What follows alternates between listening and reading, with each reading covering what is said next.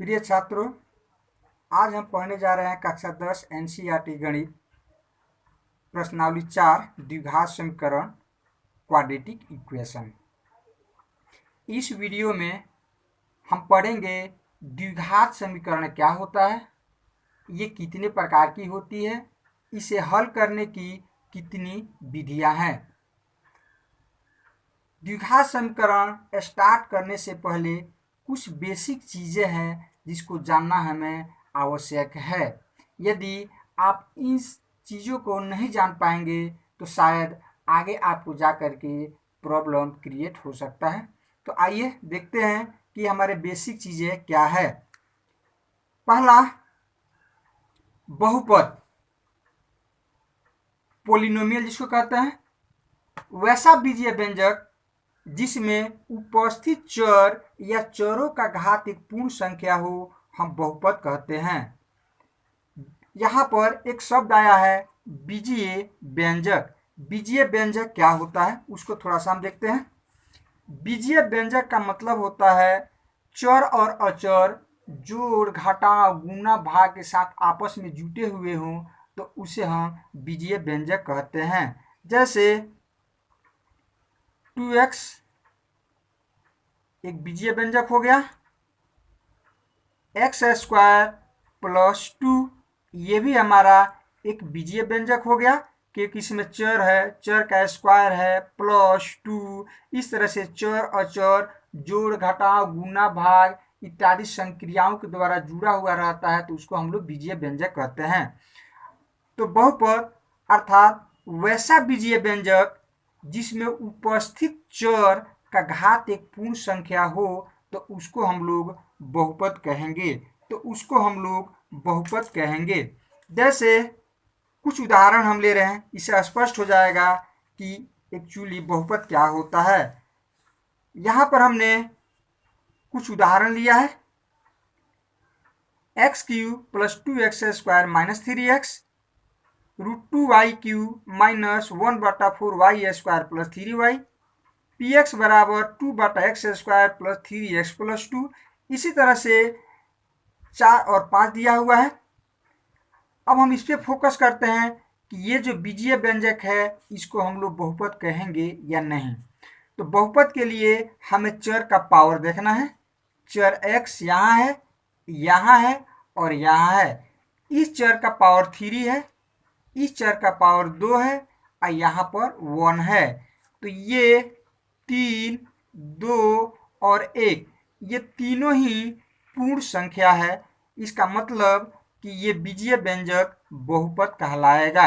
अब हम दूसरा एग्जाम्पल पर फोकस करते हैं। हमें सिर्फ चर से मतलब है। यहाँ चर y है, यहाँ चर y है और यहाँ चर y है। इसका पावर 3, इसका पावर 2 और इसका पावर 1। 3, 2, 1। चूंकि ये पूर्ण संख्या है इसका मतलब कि ये दूसरा भी हमारा बहुपद है। अब हम तीसरा पे फोकस करते हैं। 2/x square plus 3x plus 2। अब यहाँ पर आप देख रहे हैं कि ये x स्क्वायर जो है बाटा के नीचे है, तो बहुपद में जो भी चर होता है उसको अंश के रूप में हम लोग रखते हैं। तो इस x स्क्वायर को जब आप ऊपर ले जाएंगे तो ये हो जाएगा 2x का पावर माइनस 2। तो इस तरह से ये x स्क्वायर ऊपर जाएगा तो इसका पावर -2 होगा। तो इस प्रकार ये -2 एक पूर्ण संख्या नहीं है, मतलब कि ये हमारा बहुपद नहीं है। फिर हम 4 नंबर फोकस करते हैं। x इसका पावर 2, इसका पावर 1 बहुपद है। 5 नंबर में x स्क्वायर, x का पावर 1 इसका मतलब कि ये भी बहुपद है। अब आप समझ गए होंगे कि किस तरह के बीजीय व्यंजक को हम लोग बहुपद कहते हैं। चर हो, चर का पावर पूर्ण संख्या हो तो हम उसे बहुपद कहेंगे, अन्यथा उसे बहुपद नहीं कहेंगे। तो नेक्स्ट हमारा है बहुपद का घात। तो सवाल है कि यदि वो बहुपद है तो उस बहुपद का घात क्या होगा, उस बहुपद का घात क्या होगा। यदि बहुपद है तो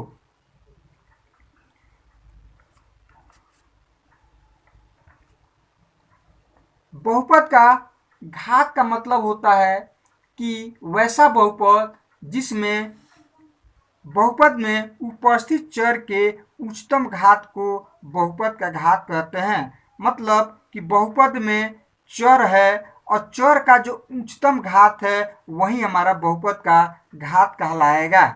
जैसे यहाँ पर हमने एग्जाम्पल के रूप में 2 लिया है, पी एक्स बराबर x Q minus 2x square plus x plus 2 P x मतलब ये बहुपद जो है हमारा चर x में है, इसलिए हमने पी एक्स लिखा है।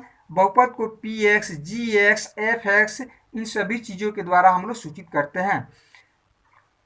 अब ये बहुपद है, इस बहुपद में चर x है और इस x का अधिकतम घात 3 है, इसलिए इस बहुपद का जो घात होगा वो 3 होगा। फिर हम इस पे फोकस करते हैं, एक्स क्यू प्लस एक्स, यहाँ पावर 1 छुपा हुआ है, चूंकि चर का पावर 3 और चर का पावर 1 जो पूर्ण संख्या है इसलिए बहुपद है। और चर का अधिकतम पावर 3 है, इसका मतलब कि इस बहुपद का घात जो है 3 है, जो हम 9 क्लास और पर्सनालिटी 2 में अच्छी तरह से पढ़ चुके हैं। अब फिर हम अगला पॉइंट से हमारा द्विघात बहुपद। द्विघात बहुपद वैसा बहुपद जिसका घात 2 हो उसे हम द्विघात बहुपद कहते हैं। वैसा बहुपद जिसका घात 2 हो उसे हम द्विघात बहुपद कहते हैं।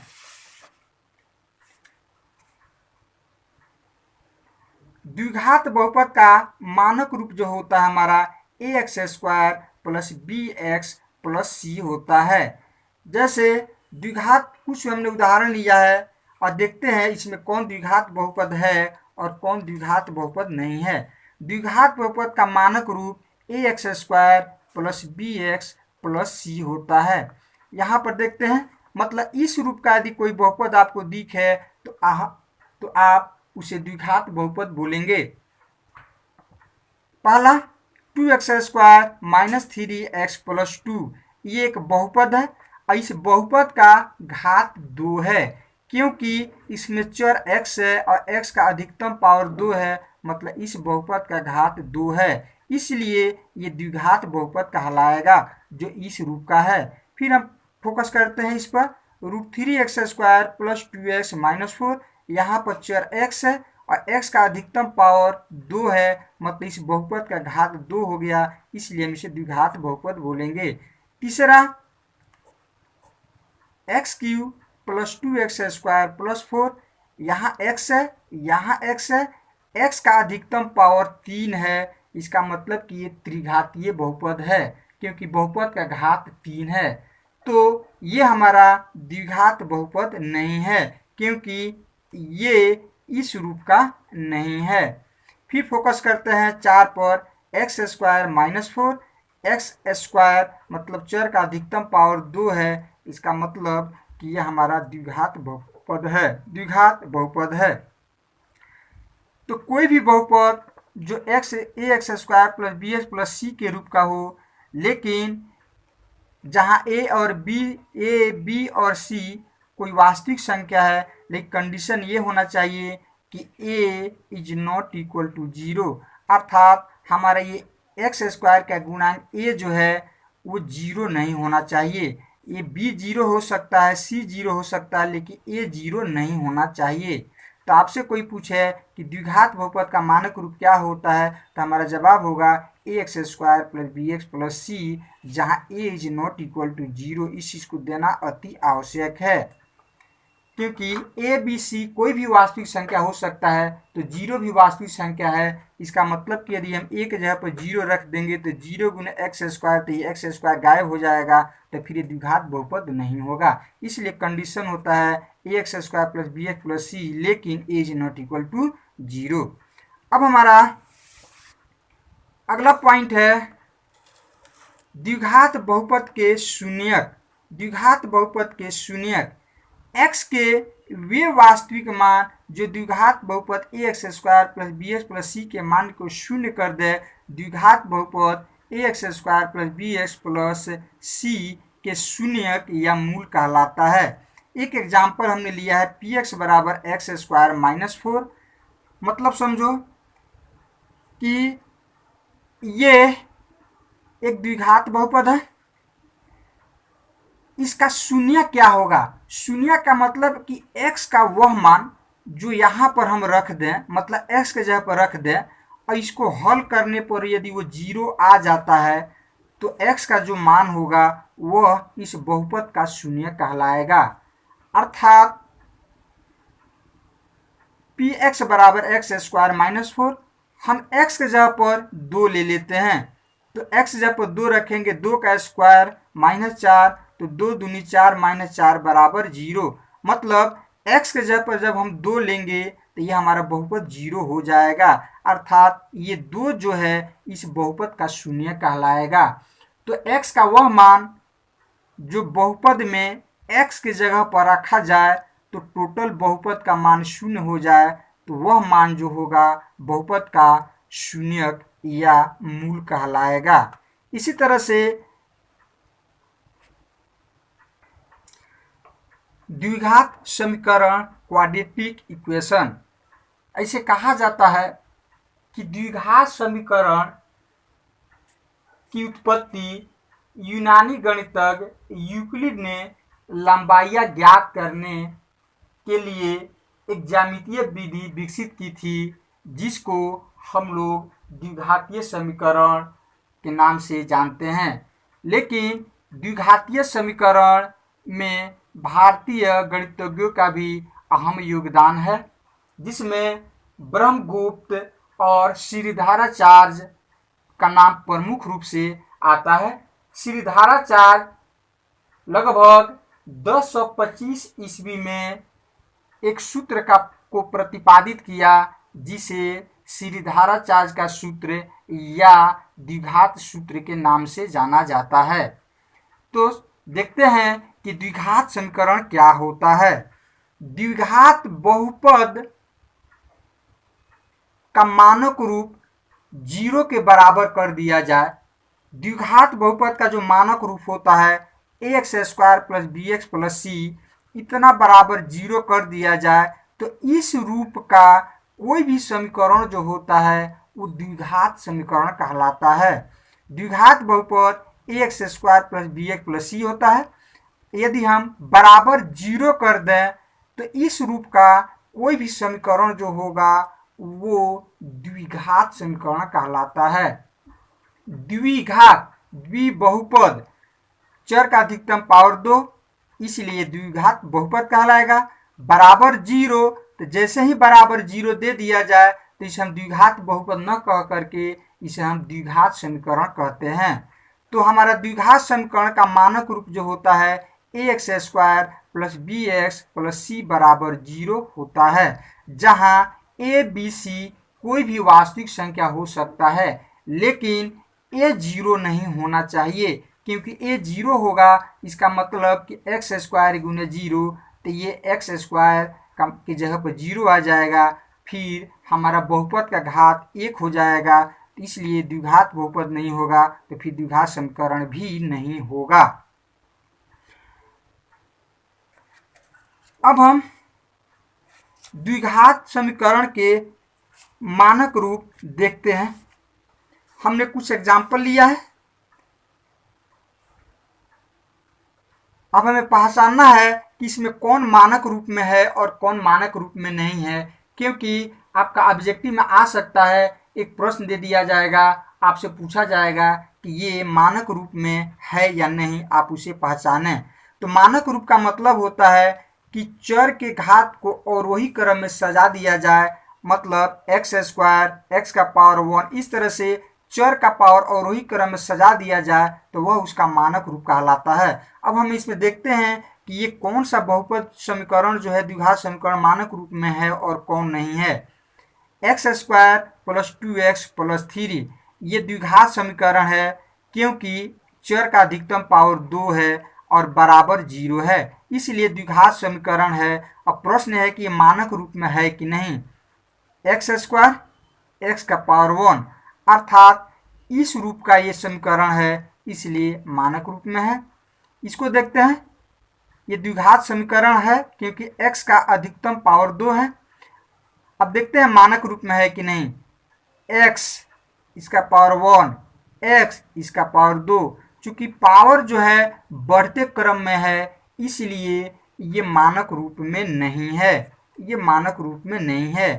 X square minus 3 plus 2x, यहाँ पर x का पावर 2, फिर यहाँ पर बिना x वाला अर्थात x का पावर 0 यहाँ पर लिख सकते हैं, तो 2 0 1, मतलब कि ये न तो अवरोही क्रम में है और ना ही आरोही क्रम में है, इसलिए ये द्विघात समीकरण का मानक रूप नहीं है। एक्स स्क्वायर x का पावर 1 2 1 घटते क्रम में है, इसलिए यह मानक रूप है, मतलब ये द्विघात समीकरण जो है अपने मानक रूप में है। तो इस तरह से हम मानक रूप पहचानने का तरीका सीख लिए। अब हम चलते हैं कि द्विघात समीकरण कितने प्रकार का होता है।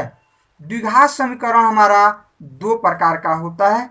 ये ऑब्जेक्टिव में बराबर पूछा जाता है आपसे। शुद्ध द्विघात समीकरण जिसको प्योर क्वाड्रेटिक इक्वेशन कहते हैं, और मिश्रित द्विघात समीकरण जिसे एडफेक्टेड क्वाड्रेटिक इक्वेशन कहते हैं। शुद्ध द्विघात समीकरण, जब कोई द्विघात समीकरण इस रूप का रहे ax स्क्वायर प्लस c बराबर 0, तो हम कहेंगे कि यह द्विघात समीकरण जो है शुद्ध द्विघात समीकरण है। मतलब कि हमारा मानक रूप होता है ax square plus bx plus c बराबर 0। यदि b के जगह पर 0 आ जाए, हमारा मानक रूप इस टाइप का होता है ax square plus bx plus c बराबर 0। यदि x का गुणांक b अर्थात ये वाला टर्म यदि द्विघात बहुपद में नहीं रहे, तो आप समझ जाइएगा कि जो द्विघात समीकरण है वो अपने शुद्ध रूप में है, शुद्ध रूप में है। तो शुद्ध रूप के लिए कंडीशन होता है ax स्क्वायर प्लस c बराबर 0 के रूप का यदि कोई भी द्विघात समीकरण हो जहाँ a is not equal to 0, तो उसे हम शुद्ध द्विघात समीकरण कहते हैं, उसे हम शुद्ध द्विघात समीकरण कहते हैं।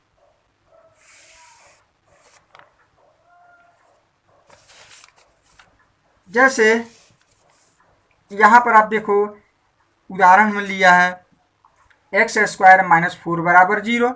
एक्स स्क्वायर यहाँ पर b वाला टर्म नहीं है, इसका मतलब कि शुद्ध द्विघात समीकरण है। √2x स्क्वायर प्लस 3 बराबर 0, यहाँ पर b वाला टर्म मतलब ये x का गुणांक या x इसमें नहीं है, इसका मतलब कि ये शुद्ध द्विघात समीकरण है। अब हम चलते हैं मिश्रित द्विघात समीकरण क्या होता है। तो मिश्रित द्विघात समीकरण का मानक रूप होता है ax square plus bx plus c बराबर 0, जहाँ a is not equal to 0 और b is not equal to 0। इस चीज़ पे फोकस देना है, मतलब कि ये दोनों टर्म हमारा रहना जरूरी है।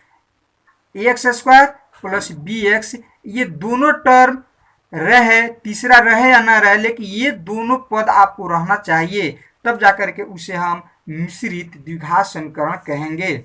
जैसे 2x स्क्वायर माइनस 3x बराबर 0, ax स्क्वायर माइनस bx, इसका मतलब कि ये इस रूप का हो गया, तो इसे हम मिश्रित द्विघात समीकरण बोलेंगे। इसी प्रकार 2x square plus 3x minus 2, इसे भी हम मिश्रित द्विघात समीकरण बोलेंगे, क्योंकि ये ax square plus bx plus c बराबर 0 के रूप का है। हमें मिश्रित द्विघात समीकरण में मुख्यतः यह ध्यान देना है कि द्विघात समीकरण में a is not equal to 0 और b इज नॉट, मतलब कि ये दोनों पद होना चाहिए, दोनों पद होना चाहिए।